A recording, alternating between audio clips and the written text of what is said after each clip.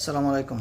সবাইকে অবগতির জন্য জানানো যাচ্ছে যে জামাতকে কোনোভাবেই ভোট দেওয়া যাবে না, কারণ ওরা ইন্ডিয়া এবং আওয়ামী লীগের সাথে সমঝোতা করেই ওরা এখন ইলেকশনে আসছে। যত আওয়ামী লীগ আছে বর্তমানে আমার দেখা মতে অধিকাংশ আওয়ামী লীগই জামাতকে সাপোর্ট করে এবং জামাতের জন্য প্রচারণা চালাচ্ছে। যেমন জামাতের আমির বলছিল যে আমরা ইন্ডিয়ার সাথে সমঝোতা করতে চাই, ইন্ডিয়ার সাথে আমরা মিলেমিশে কাজ করতে চাই এবং আওয়ামী লীগকে মাফ করে দিছে।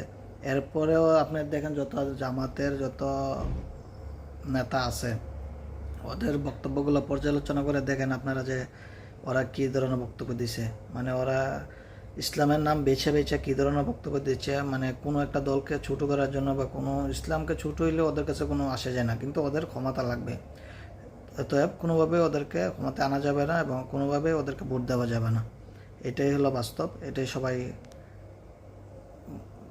দেখে শুনে ভোট দেবেন। ইনশাল্লাহ বিএনপিকে ভোট দেন। বিএনপিকে ভোট দিলে আপনারা ফ্যামিলি কার্ড পাবেন, বিএনপিকে ভোট দিলে আপনারা কৃষক কার্ড পাবেন, বিএনপিকে ভোট দিলে আপনারা দেখছেন ইতিমধ্যে অনেক ধরনের পদক্ষেপ নেওয়া হয়েছে এবং পদক্ষেপ নেওয়া হবে। ইনশাল্লাহ বিএনপি যদি আসে তাহলে আপনারা সব কিছু বাস্তবায়ন হতে দেখবেন, কারণ বিএনপি আগেও 3বার ক্ষমতায় ছিল, তারা দেশ চালানোর অভিজ্ঞতা আছে, তারা কোনোভাবেই ফেলোয়ার হবে না। এবং জামাত যদি আসে, জামাতের যদি ভোট চুরি করে আসে তাহলে ওরা থাকতে পারবে না ক্ষমতায়, কারণ ওরা ভোট দেখেন আপনি এই ইলেকশনগুলো ছাত্ররা কীভাবে ভোট চুরি করে ইয়াতে আসছে, কারণ ওরা সব ছাত্রলীগের ছেলে, ওরা তো জানে কীভাবে ভোট চুরি করতে হইব।